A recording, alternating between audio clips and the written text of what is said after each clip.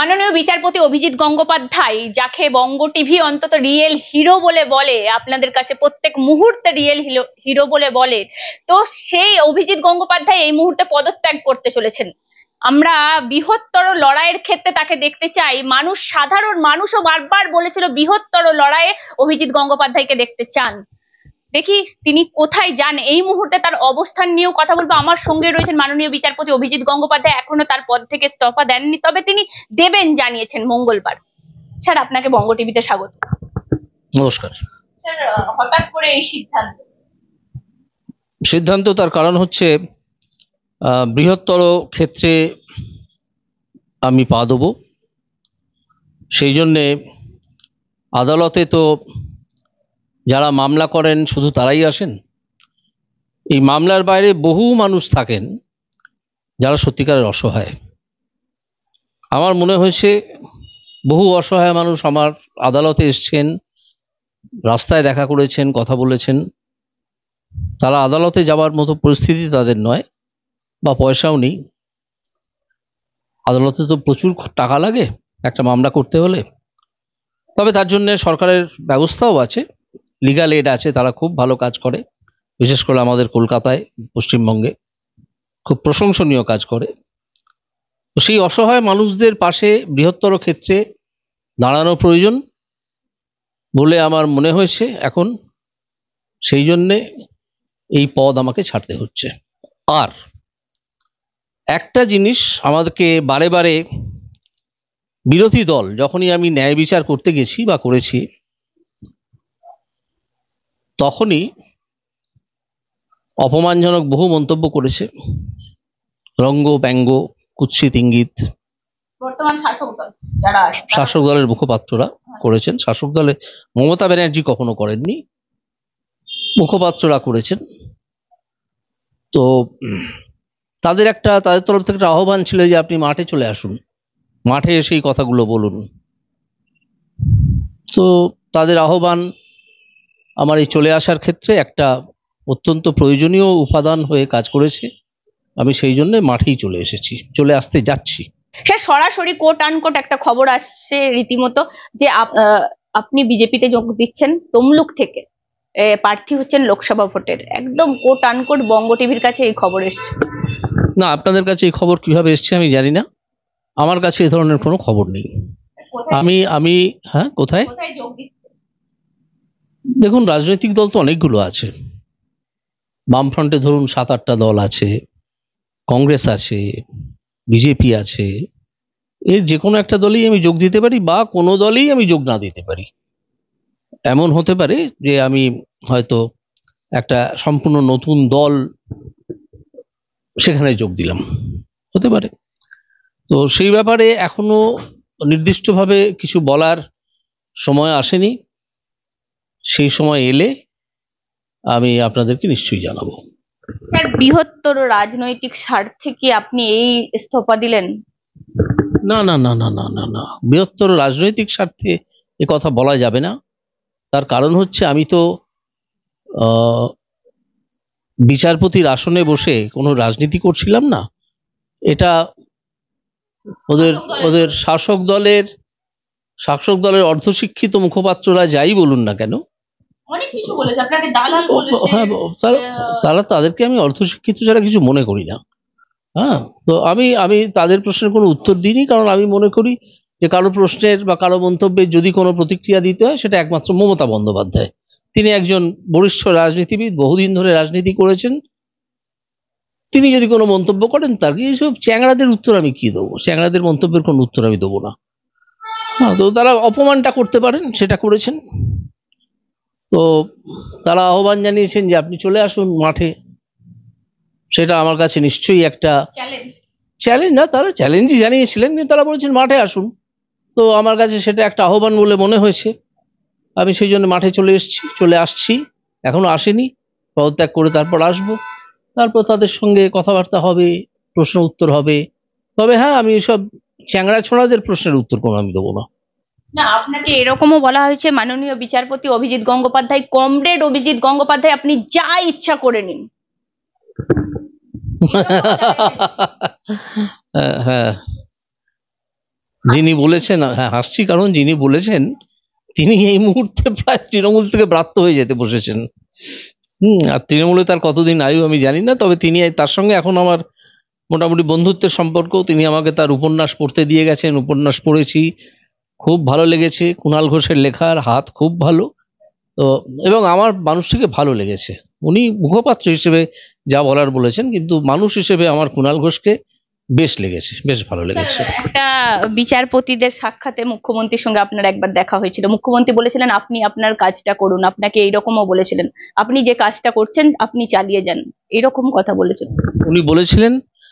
এবং আমি বলবো যে আমাদের মুখ্যমন্ত্রী মমতা বন্দ্যোপাধ্যায়কে আমার অত্যন্ত ভদ্র একজন মানুষ বলে মনে হয়েছে। যদিও তিনি মাঝে মাঝে খুব রেগে টেগে যান, সবাই যান, কে রাগি যান না। ভদ্র মানুষ বলে মনে হয়েছে, একজন অত্যন্ত অভিজ্ঞ রাজনীতিবিদ। এবং তাকে তো খানিকটা শ্রদ্ধা তো জানাতেই হবে। তিনি এতদিন ধরে এ করেছেন, রাজনীতি করেছেন, নিজে নিগৃহীত হয়েছেন ফিজিক্যালি, যেটা আমরা পশ্চিমবঙ্গের রাজনীতিতে আগে ভাবতেও পারতাম না, সেটা হয়েছেন। তারপরেও তিনি ছেড়ে পালাননি, তিনি লড়ে গেছেন। আজকে তিনি যাই করুন তার নিজের রাজনৈতিক দল নিয়ে, সেটা তাদের মাথা ব্যথা। আমার মাথা ব্যথা শুধুমাত্র পশ্চিমবঙ্গ নিয়ে, যে পশ্চিমবঙ্গের কি হাল হচ্ছে। পশ্চিমবঙ্গের শিক্ষা থেকেই শুরু হয়তো সবকিছু। আজকে আমরা যদি প্রাইমারি শিক্ষাকে উঁচুতে তুলে ধরতে না পারি, আপনি দেখুন না অন্য অন্য অনেক জায়গায় প্রাইমারি শিক্ষা অনেক উন্নত হয়ে গেছে, আমাদের এখানে এখনো হয়নি। সেটা করতে হবে। উল্টে আমাদের এখানে প্রাইমারি শিক্ষকদের চাকরি বিক্রি হয়েছে, তার জন্য সিবিআই তদন্ত হচ্ছে। তাদের চেয়ারম্যান যিনি ছিলেন বা প্রেসিডেন্ট যিনি ছিলেন, চেয়ারম্যান বা প্রেসিডেন্ট এক ভদ্রলোক, তিনি জেলে পড়ে আছেন, গড়াগড়ি খাচ্ছেন জেলে। দুর্নীতি আছে, তার কোটি কোটি টাকার সম্পত্তি পাওয়া গেছে। কোত্থেকে এলো, কোত্থেকে পাওয়া গেল? এত সম্পত্তি আসে কোত্থেকে? যেখানে সাধারণ মানুষ মাথার ঘাম পায়ে ফেলেও তাদের প্রতিদিনের অন্ন জোটাতে, ওষুধ জোটাতে, তাদের সন্তানদের শিক্ষা ব্যবস্থা করতে একেবারে নাজেহাল হয়ে যাচ্ছে, সেখানে এদের হাতে কোটি কোটি টাকা। এটা আমার সবসময় নাড়া দিয়েছে, এবং যতদিন আমি বেঁচে থাকবো ততদিন নাড়া দেবে এই ধরনের যে কোনো ঘটনা। এত বড় একটা সিদ্ধান্ত, হ্যাঁ তাই আমি এখনো শেষ করিনি, একটু বলে শেষ করব এই প্রশ্নটার উত্তর। তাই এটা কোনো রাজনীতির বৃহত্তর স্বার্থ নয়। এটা স্বার্থ যদি কিছু থাকে, আমার যে বাঙালি সমাজ, সুভদ্র বাঙালি সমাজ, যে বাঙালি সংস্কৃতিবান, শিক্ষিত, এবং যারা ভারতবর্ষের আরো অনেকের থেকে এগিয়ে থাকা, সেই বাংলার হাল এরকম কেন হবে? হওয়ার কথাই নয়। সেই সমাজটাকে দেখে আমার মনে হয়েছে যে সামাজিক স্বার্থে বৃহত্তর ক্ষেত্রে পা বাড়ানো দরকার, এবং আমি পা বাড়িয়েছি। আপনি একটা কথা বলেছেন, আমরা কোট আনকোট আপনার ইন্টারভিউয়ে দেখেছিলাম, আগে ভাবো ভাবো ভাবা প্র্যাকটিস করো, আর এই ভাবাটাই আপনার এই, আমি বলেছি, আমার এখানে ঋত্বিক ঘটকের ছবিটা আছে, ভাবো, ভাবতে শেখো, ভাবা প্র্যাকটিস করো। আপনি কতদিন থেকে ভাবলেন কোন জিনিসটা? এই ইস্তফা দিয়ে রাজনীতিতে পদার্পণ করতে চান? খুব সম্প্রতি, খুব সম্প্রতি রাজনীতিতে পদার্পণ, সেটা আমি এখনো বলছি না। ইস্তফা দেওয়ার কথাটা আমি ভেবেছি খুব সম্প্রতি। বাংলার মানুষরা, এমনকি চাকরি প্রার্থীরা আপনাকে ভগবানের সঙ্গে তুলনা করে, ভগবানের সঙ্গে ইমোশনালি করেন। বাঙালির তো একটা ইমোশন আছেই, এবং সেটা খুব ভালো ইমোশন থাকাটা। আমি তো আর ভগবান নই, কিছুটা চেষ্টা করেছি এই পর্যন্ত। আরো চেষ্টা করবেন বৃহত্তর ক্ষেত্রে গিয়ে যে সুযোগটাই আমি পাবো কাজ করার, নিপীড়িত মানুষের জন্যে, নিগৃহীত মানুষের জন্যে, অসহায় মানুষের জন্যে, সেই সুযোগটা আমার ইচ্ছে আছে সম্পূর্ণ কাজে লাগানো। এবং সেক্ষেত্রে কোনো রাজনীতিবিদের কাজ কিছু ন্যূন নয়, অত্যন্ত প্রচুর দায়িত্বশীল কাজ আছে। আমাদের এখানে বেশ শিক্ষিত ভালো ভদ্র মানুষরা রাজনীতিতে আসছেন না, এইটা একটা আক্ষেপের ব্যাপার। আমি তাদেরকে আহ্বান জানাবো যাতে তারা সরাসরি রাজনীতিতে আসেন, না হলে পরে একদল দুষ্কৃতী আমাদেরকে শাসন করবে, এটা আমরা ভাবতে পারি না। কিন্তু স্যার, সবাই তো বলছে এখন রাজনীতিটা চোর জোচ্চোর আর স্বার্থলোভী মানুষের রাজনীতিটা। হ্যাঁ, তার কারণ হচ্ছে চোর জোচ্চোররা রাজনীতির পরিসরটা দখল করে নিয়েছে। আপনি ধরুন না, আগে কংগ্রেস যখন ছিল, অতুল্য ঘোষ, অজয় মুখার্জি, প্রফুল্ল সেন, এদেরকে কেউ চোর জোচ্চোর বলতে পেরেছিল? এরা তো একটা কংগ্রেস রাজনীতি করতেন। সে কংগ্রেস থেকে ভেঙে তৃণমূল হয়েছে। আজকে তৃণমূলের রাজনীতির যারা বড় বড় নেতা, যারা জেলে গড়াগড়ি খাচ্ছেন, তারা কারা? কার জন্য সেটা পরের কথা, সেটা তো পরের কথা। কিন্তু কিন্তু এই যেখান থেকে ভেঙে তৃণমূল হলো, তাদের যারা বড় বড় নেতা ছিলেন, যাদের নাম বললাম, তাদেরকে কেউ চোর বলতে পেরেছে? কেউ তো পারেনি। তাহলে তখন একটা ভদ্র মানুষের একটা জায়গা ছিল, বুঝেছেন? আজকে আপনি অধীর রঞ্জন চৌধুরীকে চোর বলতে পারবেন? কিছু কোনো অভিযোগই তার বিরুদ্ধে করতে পারবেন না। আপনি বুদ্ধদেব ভট্টাচার্যের বিরুদ্ধে কোনো অভিযোগই করতে পারেননি আজ পর্যন্ত, কিছু অভিযোগ করতে পারবেন না। বিকাশ রঞ্জন ভট্টাচার্যের বিরুদ্ধে, বিমান বসুর বিরুদ্ধে কোনো অভিযোগ করতে পারবেন না। শুভেন্দুর বিরুদ্ধে আপনার অভিযোগ করেন, কি হয়েছে? কি করেছে শুভেন্দু? কাগজে মুড়ে কিছু দেখা গেছে তার হাতে দিচ্ছে, কাগজের ভেতর টাকা ছিল, উনি দেখেছেন? যারা এই কথা বলেন তারা দেখেছেন যে কাগজের ভেতর টাকা ছিল? আর পার্থ চ্যাটার্জির বাড়িতে কি পেল? পার্থ চ্যাটার্জির বান্ধবীর বাড়িতে কি পাওয়া গেল? কোটি কোটি টাকা। বান্ধবী বললো যে আমার টাকা নয়, পার্থ চ্যাটার্জি রেখে যাওয়া টাকা। সেটা শুভেন্দু অধিকারী কিন্তু কোট আনকোট চোরের জ্যাঠামশাই বলেছে মুখ্যমন্ত্রী। যা খুশি বলতে পারেন, কি চুরি করেছেন তিনি? মুখ্যমন্ত্রী কি করলেন এতদিন ধরে? শুভেন্দু তো আজ দল ছাড়েননি, শুভেন্দু অনেকদিন দল ছেড়েছেন। তো দেখা যাচ্ছে এই অভিযোগগুলোই শুধু করা যাচ্ছে, ওনারা কিছু প্রমাণ করার চেষ্টাই করছেন না। প্রমাণ করার চেষ্টা করলে হয়তো নিজের আবার ধরা পড়ে যাবেন। এই ভদ্র ছেলেটি সম্বন্ধে, ভদ্র সন্তানটি সম্বন্ধে আমাকে কোনো প্রশ্ন করবেন না। আমি তার নামও উচ্চারণ করতে চাই না। কেন স্যার? উনি তো এখন দলের যা খুশি, তিনি তার দলের যুবরাজ বলছেন না সব। হ্যাঁ, যা খুশি তারা বলুন, যা খুশি বলুন, সেনাপতি বলুন, অনেক কিছু বলুন। আমি তার সম্বন্ধে কোনো মন্তব্যই করব না। আমি তাকে কোনো রাজনীতিবিদ মনেই করি না। স্যার, একটা জিনিস বাংলার মানুষ জানতে চাই, বৃহত্তর ক্ষেত্রে বাংলার মানুষের পাশে আপনি থাকবেন, এমনকি কোনোদিন না কোনোদিন মমতা ব্যানার্জির অপোজিটেও আপনাকে দেখা যেতে পারে। সবাই কিন্তু, অনেকেই, অধীর রঞ্জন চৌধুরী অলরেডি মন্তব্য করেছিলেন যে আমরা পশ্চিমবঙ্গের মুখ্যমন্ত্রী যদি অভিজিৎ গঙ্গোপাধ্যায় পদে দাঁড়ান, আমি গিয়ে ভোট দিয়ে আসবো। সে যেতে অধীর দা সেটা কেন করেছিলেন আমি জানি। অধীর দা আমাকে অনেক বাংলার মানুষ না, সেটা তো তাদের মনোগত ইচ্ছে। তো কোনো মানুষের ওপর, ব্যক্তিগত মানুষের উপর নির্ভর করে না। তিনি যে দলে থাকবেন সেই দল মেজরিটি পেল কিনা, সেই দল কাকে বাছলো মুখ্যমন্ত্রী হিসেবে, সেই সবের উপর নির্ভর করে। তো অধীরবাবুর কথা, অধীর দা আমাকে ভালোই বাসেন, যে আমি শুনেছি, ওর সঙ্গে প্রত্যক্ষ পরিচয় নেই, কিন্তু অন্য লোকের মুখে শোনা। তো অধীর দা এসব বলেছেন, ভালোবাসেন বলেই বলেছেন। তো আমি অধীর দাকে আমি বলবো যে অধীর দা অত্যন্ত গুণী মানুষ। অধীরদা যে জিনিসটা প্রকাশ পায় না, সেটা হচ্ছে অধীরদা কিন্তু অত্যন্ত গুণী মানুষ। অধীরদাকে গুন্ডা বদমাইশ বলে চালানো যায় না। মুখ্যমন্ত্রীর সঙ্গে হ্যাঁ, যদি কখনো উনি মিটিং এ ডাকেন নিশ্চয়ই মুখোমুখি হব। যদি কখনো ডাকবেন বলে মনে হয় না। আমি নগণ্য, ওনার তুলনায় তো আমি নগণ্য। আমি ওই কথা বলছি না। মমতা ব্যানার্জির বিপরীতে অভিজিৎ গঙ্গোপাধ্যায়, এই ছবিও আমাদেরকে দেখতে হতে পারে। এইসব কথা এখন বলবেন না, এসব কথা একদম বলবেন না, কারণ আমি সেই উদ্দেশ্য নিয়ে বৃহত্তর ক্ষেত্রে পদার্পণ করিনি। না স্যার, একটা কথা, সততার প্রতীক চিহ্ন নিয়ে মমতা বন্দ্যোপাধ্যায় বাংলার মানুষের মন কেড়েছিলেন, বাংলার মানুষের মনে জায়গা করেছিলেন। অপর দিকে ঠিক যদি আমরা কোট আনকোট একটা মুখ দেখতে পাই, সেটা হচ্ছে অভিজিৎ গঙ্গোপাধ্যায়।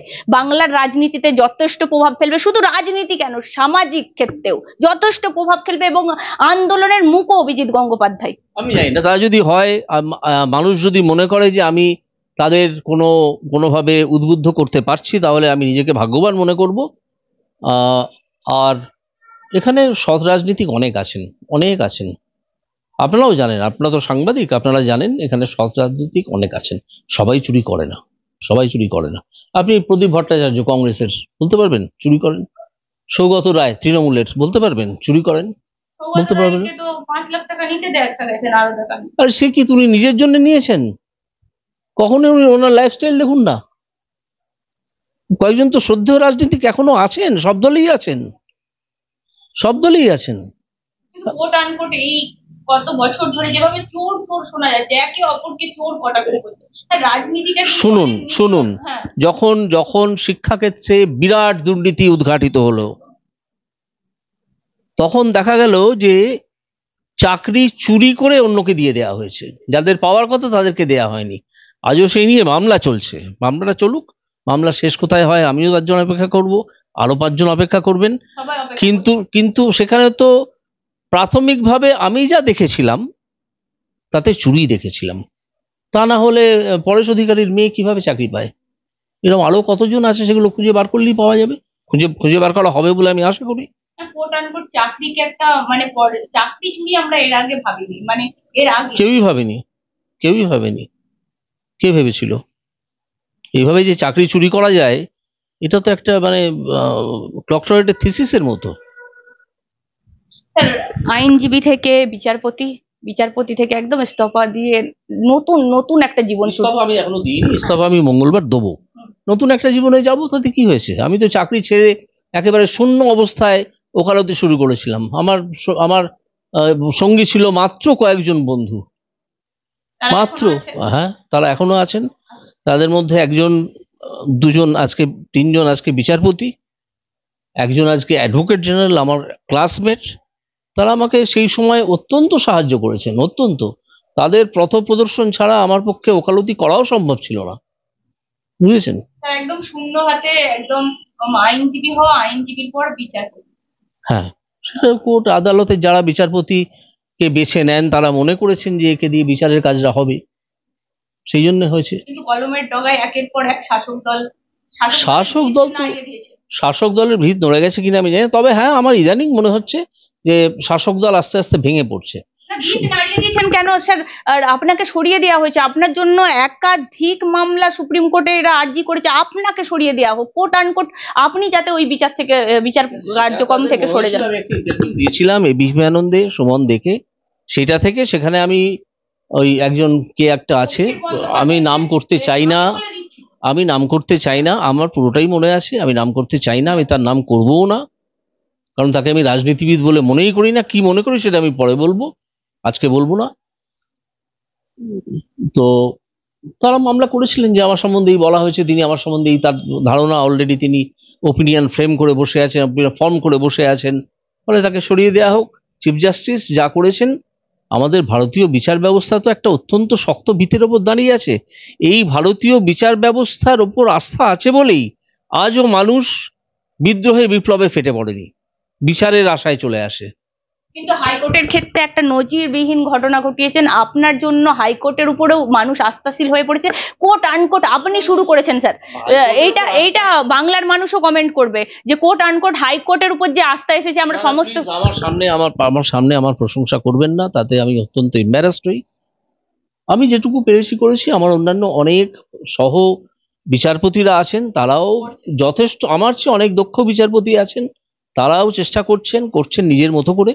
আমি আমার পদ্ধতিতে চলেছি, তারা তার পদ্ধতিতে চলেছেন।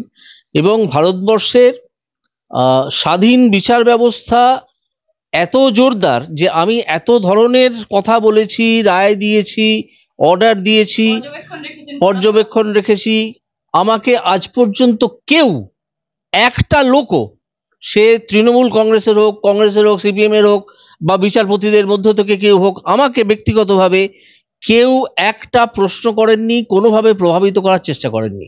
কারণ তারা জানেন যে আমি যাই বলি না কেন, একজন জজ হিসেবে সেটা ডিভিশন বেঞ্চে যাবে, ডিভিশন বেঞ্চ নির্ধারণ করবে আমি ঠিক বলেছি না ভুল বলেছি, সেই নির্ধারণ ডিভিশন বেঞ্চ করেছে। অধিকাংশ মামলাতেই আমার রায় সাস্টেইনড হয়েছে। তারপর সুপ্রিম কোর্টে গেছে, সুপ্রিম কোর্ট একসঙ্গে 19টা মামলা, একটাও তো খারিজ করেনি, আবার কলকাতা হাইকোর্টে ফেরত দিয়েছে, সেটা জাস্টিস দেবাংশু বসাকের বেঞ্চে এখন হচ্ছে। তো যারা বলছেন যে আমি আইন না মেনে দিয়েছি, তারা তো দেখেই নিন না কি হয়েছে। তো কটাক্ষ করতেই পারে, দেখুন মানুষ, মুখ আছে, তার বাক স্বাধীনতা আছে, তিনি তো বলবেনই, তাতে আমারই রাগ করলে তো চলবে না, তাদেরকে বলতে দিতে হবে, মানুষ চিনে নেবে তাদের আসল স্বরূপ। স্যার, আর একটা কথা আমি একদম বাংলার মানুষের উদ্দেশ্যে, অভিজিৎ গঙ্গোপাধ্যায় কোট আনকোট বঙ্গ টিভির মাধ্যমে কি বার্তা দিতে চান? আমি এই বার্তা দিতে চাই যে বাংলাকে কিভাবে অন্ধকারের কবল থেকে তুলে আনা যায় সেটা ভাবুন, এবং রাজনীতিতে আগ্রহী হন, না হলে রাজনীতি চোর জোচ্চোরদের দখলে চলে যাবে। যত বড় রাজনীতিবিদই তার মাথায় থাকুন না কেন, চোর জোচ্চোররাই সব নিয়ন্ত্রণ করতে থাকবে। আশা করি আমার বার্তাটা আপনারা বুঝতে পেরেছেন, এবং আমি আশা করব যে আপনারা এইটুকু গুরুত্ব অন্তত এই বার্তা, এই এই বক্তব্যকে আপনারা দেবেন। মাঠে নামবেন, লড়াই অনেকটা মাঠে নামবেন, কোটান কোট আপনি মাঠে নামবেন বলছেন, যে রাজনৈতিক দলের হয়ে নামেন, কিন্তু লড়াইটা অনেকটা কঠিন এই মুহূর্তে দাঁড়িয়ে শাসক দলের সাথে, যেভাবে দেখা যাচ্ছে যে দলগুলো এখন আছে। আপনি কোটান কোট তৃণমূল কংগ্রেসে যাচ্ছেন না, এইটুকু কথা তো বলতেই পারেন। আমি তো বলেছি, আমি একটু আগে ইন্টারভিউ দিয়েছি এবিপি আনন্দকে, সেখানেও বলেছি তৃণমূল কংগ্রেসে যাওয়ার তো কোনো প্রশ্নই ওঠে না। যদিও মমতা ব্যানার্জিকে আমি শ্রদ্ধাই করি একজন অভিজ্ঞ রাজনীতিবিদ হিসেবে, তৃণমূল কংগ্রেসে যাওয়ার প্রশ্ন ওঠে না। বারবার মমতা বন্দ্যোপাধ্যায়কে শ্রদ্ধা করেন বলছেন, কিন্তু কারণ তিনি নিজে না। নিগৃহীত হয়ে লড়াইয়ের ময়দান ছেড়ে কংগ্রেসের সব নেতা পালিয়ে গিয়েছিলেন, একমাত্র মমতা ব্যানার্জি লড়েছিলেন তখন। যে রাজনীতিই করুন তিনি, যার বিরুদ্ধেই লড়ুন, বিরোধী লড়াইটা তো জারি রেখেছিলেন। সততার প্রতীক নিয়ে এসে যেভাবে তার দলের নেতা নেত্রীরা যেভাবে চুরির পর্যায়ে, চৌর্যবৃত্তির পর্যায়ে যে অংশগুলোকে দেখিয়েছিলেন, তো সেক্ষেত্রে তিনি কিছুই জানতেন না, কিছুই করেননি, তিনি এখনো সৎই আছেন, সততার প্রতীক হিসেবেই আছেন। সেটা তো বাংলার মানুষ মেনে নিতে পারছে না, বা রাজনৈতিক বাংলার মানুষ কেন, এটা আমরাও অনেকে মেনে নিতে পারি না। উনি কিছুই জানেন না, এটা হয় না। উনি জানতেন, বাধা দিতে পারেননি বা বাধা দেননি কোনো কারণ ছিল নিশ্চয়ই। সে কারণে হয়তো উনি কখনো বলবেন, নিজের মুখেই হয়তো বলবেন যে আমি পারিনি বাধা দিতে। আর একটা কথা, একদম মানে আপনার মঙ্গলবার দিন পদ শেষ হবে, অনেক সোমবার দিন আমার শেষ কাজ বিচারপতি হিসেবে। মঙ্গলবার একদম প্রথম দিকে সকাল 10:30 সাড়ে 10টার মধ্যে আমি আমার পদত্যাগপত্র রাষ্ট্রপতিকে পাঠিয়ে দেবো। হাইকোর্টের সঙ্গে যে সম্পর্ক, না, কষ্ট হবে কেন? কষ্ট হবে না, এর সঙ্গে কোনো ইমোশনাল রিলেশনশিপ কিছু নেই, কাজের রিলেশনশিপ। আর এই যে চাকরি প্রার্থী বা সাধারণ মানুষ যারা একটা কোর্টের দরজাকে অভিজিৎ গঙ্গোপাধ্যায় হিসেবে বলতেন যে অভিজিৎ গঙ্গোপাধ্যায় আছেন, আমরা একটা এখন অন্যান্য অনেক জজ আছেন, অনেক বিচারপতি আছেন, আস্থা হারাতে মানা করবেন? নিশ্চয়ই আস্থা হারাতে তো মানা করবই, অবশ্যই। বিচার ব্যবস্থায় আসুন না, বিচার ব্যবস্থা ঠিক আপনাদের কোনো না কোনো সুরাহা করবে। এটা নিয়ে আপনারা একদম ভাববেন না। ভারতবর্ষের বিচার ব্যবস্থা অত্যন্ত দৃঢ়, অত্যন্ত সংগঠিত, অত্যন্ত কঠোর প্রয়োজনে। আপনি দেখুন না সুপ্রিম কোর্ট কি রায় দিয়েছে কিছুদিন আগে, এই যে আপনার ইলেকশন যে ফান্ডিং নিয়ে যে রায়, ভারতবর্ষের সুপ্রিম কোর্ট বলেই তো দিতে পেরেছে এটা, তাই না? সুপ্রিম কোর্ট বারে বারে এইসব দিচ্ছে, বারে করেছে সুপ্রিম কোর্ট। হ্যাঁ, এটা ঠিক যে সুপ্রিম কোর্টে সাধারণ মানুষের পক্ষে যাওয়া খুব মুশকিল, প্রচুর টাকার ব্যাপার। সেটা আস্তে আস্তে আশা করি ঠিক হয়ে যাবে। অনেক ব্যবস্থাও আছে, অলরেডি অনেক ব্যবস্থা আছে, সেখানে মানুষ যদি অ্যাপ্রোচ করেন তাদের মামলা সুপ্রিম কোর্ট অবধি সত্যিই যেতে পারে। যাই হোক। তারপরে আপনি প্রমাণ করছেন যে রাজনীতি মানেই যে চৌর্যবৃত্তি বা রাজনীতি মানেই যে দুর্বৃত্তায়ন, সেটা কিন্তু নয়। না, অবশ্যই। আপনি বলুন না সিপিআই এর, আমি আবার অনেকের নাম করছি, সিপিআই এর হীরেন মুখার্জি, ভূপেশ গুপ্ত, সোমনাথ লাহিড়ী, সিপিআইএম এর জ্যোতি বসু, প্রমোদ দাশগুপ্ত, শেষ থেকে বিমান বসু, বুদ্ধদেব ভট্টাচার্য, হ্যাঁ বিজেপির অনেকেই আছেন। আপনি বিজেপি গত তো 10 বছর বিজেপি তো ক্ষমতায়, একটা দুর্নীতির অভিযোগ আনতে পেরেছেন বিজেপির বিরুদ্ধে? একটা দুর্নীতির অভিযোগ আনতে পারেননি। উল্টে বিজেপির প্লাস পয়েন্ট হচ্ছে বিজেপি তার ইলেকশন ম্যানিফেস্টোতে যা যা বলেছিল সেগুলো করে দেখাচ্ছে আস্তে আস্তে। তার প্রতি আমার সমর্থন আছে, সে কাজের প্রতি, কারণ তারা যা বলেছিল তারা সেটা করতে পারে, সেটা তারা দেখাচ্ছে। এটা ভারতবর্ষে চট করে হয় না, যা বলা হয় সেটা ওই কাগজে কলমেই থেকে যায়, হাতে কলমে করে দেখানো সেটা বিজেপি দেখাচ্ছে করে। আপনি বিজেপিতে যাচ্ছেন আগামী 48 ঘন্টার মধ্যে? আমি এরকম কোনো মন্তব্য করছি না, কারণ আমি এ সম্বন্ধে কোনো সিদ্ধান্ত এখনো নিইনি। নিলে জানাবেন আমাদের? নিশ্চয়ই, নিলে তো নিশ্চয়ই জানাবো।